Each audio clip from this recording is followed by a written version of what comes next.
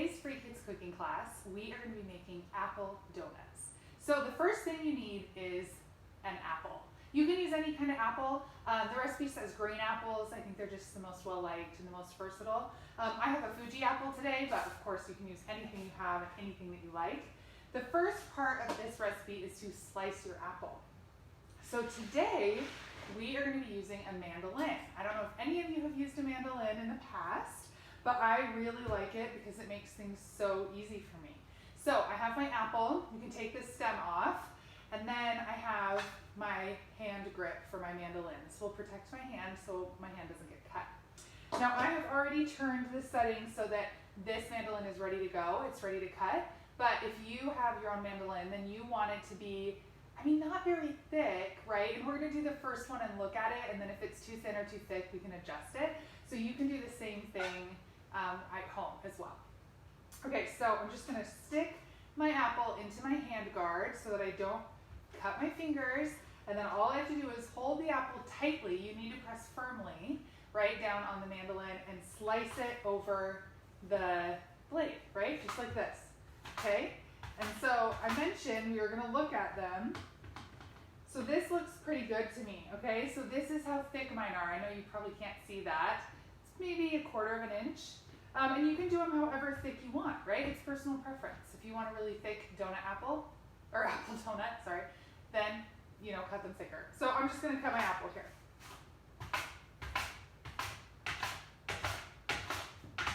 Okay. Now, my advice when using a mandolin is to not be a hero, right? So there is going to be a little piece at the end that you're not going to be able to cut. And when I say don't be a hero, I mean, don't try, here, I'll bring it back. Don't take this little piece and try and cut it with your fingers like this, because you are going to cut your fingers, all right? So it's better to be safe than sorry. So when you're done cutting, you're just done cutting. We'll put that off to the side. So now you can see that I have a whole bunch of basically apple donuts, okay? So the next step is you're gonna wanna look at your donuts. So I'm gonna lay them out like this. And some of them are perfectly fine, right? Like this one is totally fine. Okay, but this one has some seeds in it. You can probably see. So what I'm gonna do is just take a regular knife and I'm gonna cut a little circle around those seeds. Now, if you have an apple corer, then you could have cored your apple ahead of time, or you could use it right now. Either way. So I'm just gonna do a couple of examples, right? But I'm just gonna cut right around where the seed is to make a hole, and then I'll poke it out with my thumb, and then that part I don't need anymore, and now I have a donut-shaped apple ring, okay? So that's what we're gonna do. So some of them, I might just take out a little bit, or I might decide not to take out anything at all if it seems fine. Now, honestly, you can eat the core of an apple. It's totally edible. So if you just wanna leave it in there, that's all you, right? So you can totally eat the core of the apple. So I'm gonna cut out a couple more. So we have a couple examples of donuts. Takes a minute to do the little circle, and then it's super easy if you've cut all the way around to just pop your fingers through, right? And you get your donut. Okay, so I have 3 right here that I'll use, and then I'm gonna cut out the rest of them later so you don't have to watch me do every single one. But the point is you want to get an apple ring that's in the shape of a donut with a hole in the center.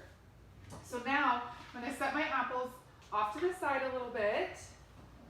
Going to get one more thing I forgot to grab. Oh, here it is. Okay, so this is a basting brush, right? So this is something that you would normally use if you were maybe putting butter or a seasoning or something on meat while you're cooking it. But we're gonna use it for a little bit of a different purpose today. So I'm gonna grab a bowl. Now the recipe says to soak your apples in a mixture of water and lemon juice, which you can totally do. And it says to do it for 5 to 10 minutes. So I'm gonna get some water.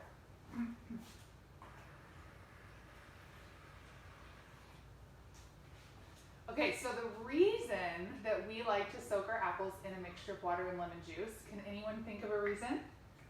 All right, maybe try and tell your parents or whoever you're with why we might want to do that. Okay, so now for the sake of this show, instead of soaking my apples for 5 to 10 minutes and having you wait here while 10 minutes passes, I'm going to take my basting brush and I'm going to mix it in my mixture of water and lemon juice, and then I am just going to run it across my apple, right? And that will help. It's not going to be quite as good as if I was to soak them for 5 to 10 minutes, but it's going to help. All right, so if you haven't guessed the reason that we do this yet, I'm going to tell you. So tell your parents really quick if you want to play the game. The reason we do this is to keep the apple from turning brown. So we don't want it to look disgusting, right? You're making a nice treat and you want it to look nice. So even if it does turn brown, it's perfectly fine. It's healthy, it's good for you, it's totally fine. But if you want to keep them looking nice, water and lemon juice will help you. Okay, so now we're going to take some peanut butter and some cocoa powder, and we're going to mix them together. So you need a 1/2 cup peanut butter. So we're going to measure that out right now. And you're going to mix that together with 1 tablespoon of cocoa powder. And I'm using creamy peanut butter, but I didn't specify on the recipe because you can use anything that you have on hand. Doesn't really matter, you can use almond butter, anything, whatever you like. Okay, so what we're making right now is the frosting for our donuts. That's what you're making. Okay, so your frosting is going to be a mixture of peanut butter and cocoa powder. So I have all my peanut butter in, and now we're going to do 1 tablespoon of cocoa powder. Oh, which is right here. I don't know what I'm doing. I thought I had it. Okay, so 1 tablespoon of cocoa powder. All right, tablespoon. Put that in. All right, mix it up. So I'm just mixing it with the same spatula that I used. The key to mixing something like this is to spread out the peanut butter as much as possible, so then the cocoa powder will get on the more sticky surface, right? So if you keep spreading out the peanut butter, the cocoa powder will naturally stick to it, and then you can just start mixing, right? Once the actual powder is stuck to the peanut butter. All right, so that was really easy. Now we have a delicious chocolate peanut butter frosting to use on our apples. So I'm gonna put this over here. Now you can honestly use that same spatula. It would be perfect, okay? I'm gonna use this little guy, and I'm just gonna take my apple, and I'm gonna frost it with my chocolate peanut butter spread. I'm gonna put it down. Bring this over here so you guys can see. So you just frost it with your chocolate peanut butter spread. And once your frosting is on, you're gonna get to decorate it, which is the funnest part.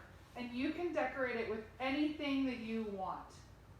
Okay, so now it's not sticking great because of the water-lemon combination, which is totally fine. So just be persistent and it'll stay on there. Now you can decorate it. So I have a couple ideas on the recipe. I have sprinkles, nuts, and mini chocolate chips. I have sprinkles today, so I'm gonna put some sprinkles on. Oops, I have to just turn this. I'm gonna do some sprinkles on this guy. Right, it looks just like a donut. And then I'm gonna frost another one, and I'm gonna put mini M&Ms on it. All right, so you can do anything you want. So what is your favorite type of donut, right? That's a good question to ask. And then you can try and replicate it, but use a apple instead of the donut, right? Okay, so put mini M&Ms on this one. I don't have mini chocolate chips, so I thought mini M&Ms would be good too, and my son loves them, so I'm sure he'll be eating these in a few minutes. Okay, so I'm gonna finish making mine, but go for it, right? Have fun with your apple donuts, enjoy them as a nice summer treat, and I will kind of show you. Now I still have to cut the ones out that are at the top, right, and make them donuts, but those are my 2 donuts I made today, sprinkles and mini M&Ms. Thanks so much for joining. I'll post the recipe. I hope you had fun. Bye-bye.